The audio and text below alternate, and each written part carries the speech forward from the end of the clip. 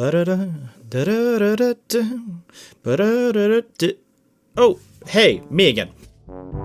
So the first video did pretty good, got some good recognition on the socials, so that gave me all the energy I needed to get to work on this. 3 to 4 months later. But in that time, I decided I should do an episode on the other VTuber that inspired this series. You guys remember, right? Okay, quick pop quiz. Who did I say it was? Don't look at the title. Did it? No cheating. Well, if you guessed Fream, you probably cheated and you're uninvited for my next birthday party, unless you get me a really cool gift. So Fream. For those of you who don't know, Fream has been in the VTuber game for a long time, and she is, in her own words, indie shitposting demon overlord. Okay. And if you've been living under a rock for 5+ years, she is also a prolific artist, having done merch, graphic design, thumbnails, emotes, other drawings, and... Wait, her art's in Warframe? Dang. Remember all this for when I'm giving my choices later, okay? There will be a test. I first came across Fream due to their emote work and their thumbnails, and eventually found my way to their streams that I do my best to catch whenever I can. But it was through one clip that I can really say I started liking Fream, and it's still my favorite clip of hers. What do you mean my name is taken? Oh no, Fream! Valid crash out. Okay, surely Freemer is available. You I'm gonna black out! Surely Cabal is available, right? How the f is your name available and mine isn't? I thought you played this, you Fream crashing out is my new favorite thing. Fun fact, I told her about this when I got the chance to go to our meet and greet last year at Offguy. She's very nice in person. So anyways, from what I've been going through, Freem has had a number of different outfits, but thankfully structurally the same frame underneath, and that should make this a bit easier?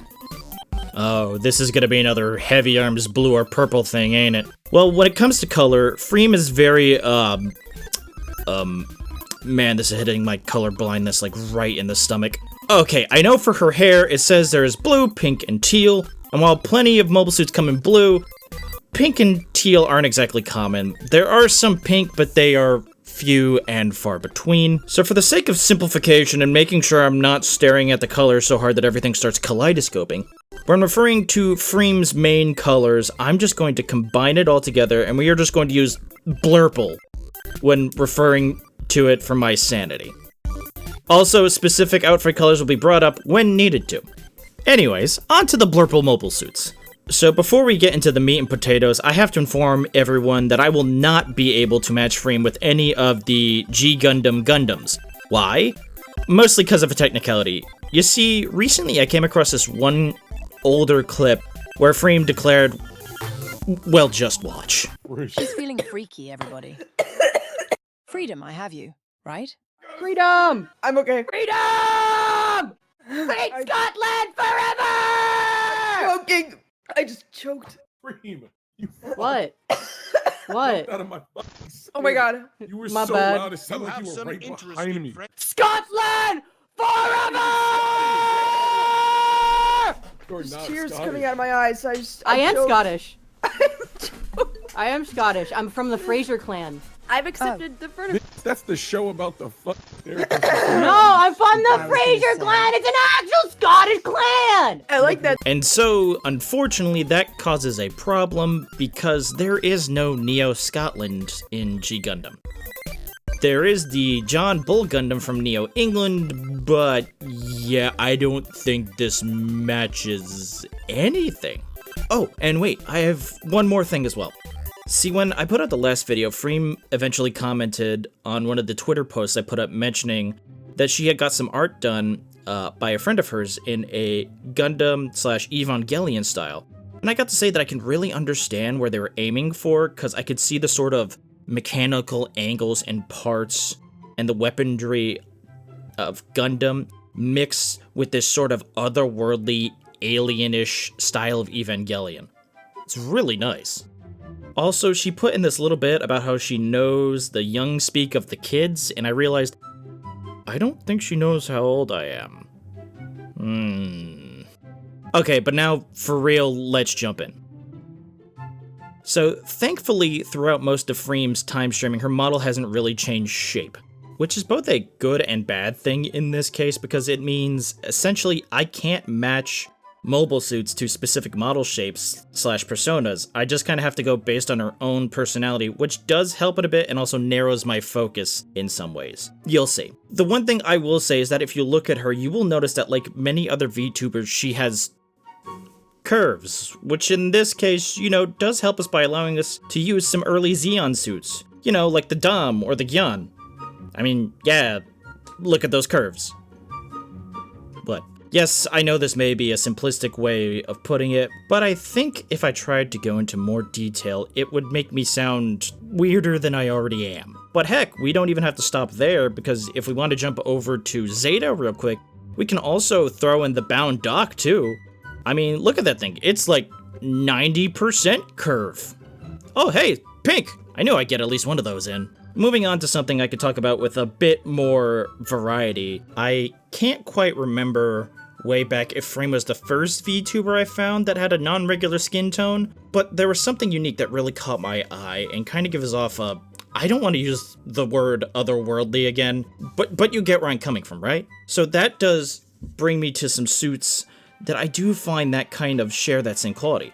For instance, we had the Vargwheel with its armor really, sets itself apart with how weird the shape of those shoulders and some of the leg armor is, especially when you know what mobile suits eventually come from this. There's also the Hambrabi from Zeta, which, well, it does transform into its flying shape, and even in that, and in its regular version, honestly one of the weirder things, it's like a weird flying space manta ray. And also, it did get a little bit of a reinvention in G-Quux that doesn't make it less weird, but it doesn't make it more weird. Still looks cool, though. As you may remember from one of the clips I showed you guys earlier, one of the things I do tend to like about Fream is, I'm going to use the word explosiveness, just like the seeming kind of high energy that says, like, I'm going to fight you, and that gave me another couple of ideas as well. Starting with the Comfer. Now, I'm going to assume most of you probably haven't watched War in the Pocket and don't know much about it, but the Comfer in the movie is, well, it's supposed to be a unit that is made for blitz combat. It gets in there fast, it hits hard, it's very good at close range, and it also has a lot of weapons that are good at close range and good at being able to let it close the gap in close range. And I mean, even take a look at it, it's got this little bit of extra bulk that kind of gives it a muscly look, like somebody pulling off like a fight pose. It's like, I would want to get close to it, and it's like, if you do, well, I hope you have some armor just in case, well, you don't like how exploding landmines feel. Up next is Mobile Suit Gundam's original blue beat-em-up guy. That's right, it's the Goof.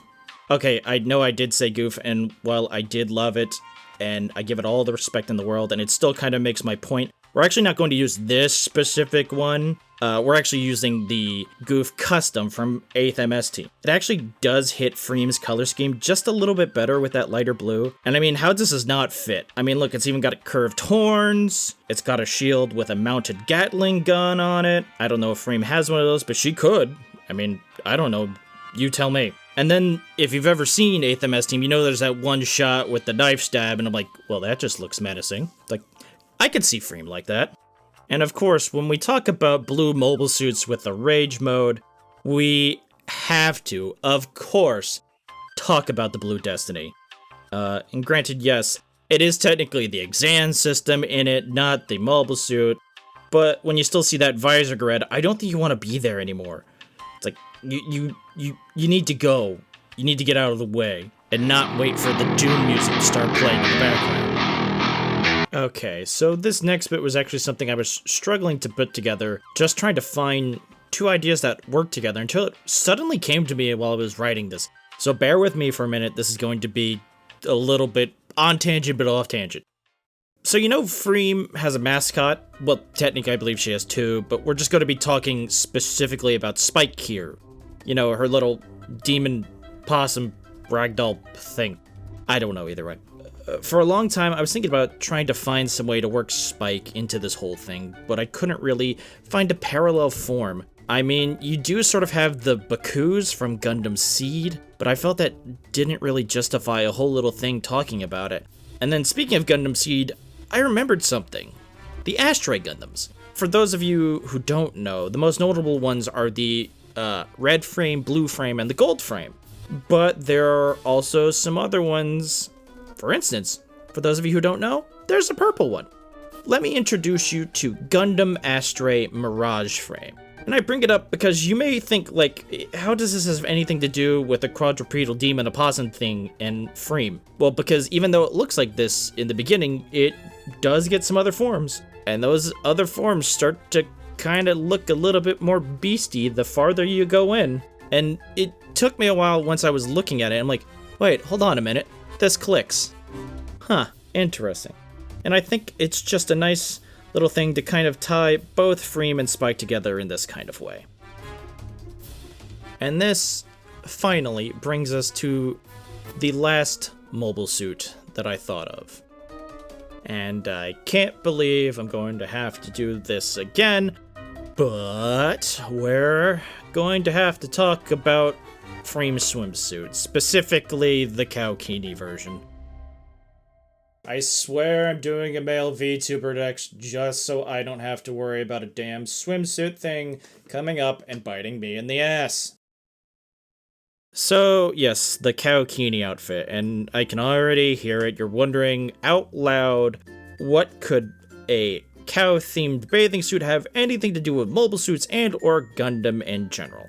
Well, it's a sort of complicated answer, unless you've been a fan of Gundam for a long time and have seen many properties and know a lot of different mobile suits. And if you have, you may have already guessed where I'm going with this.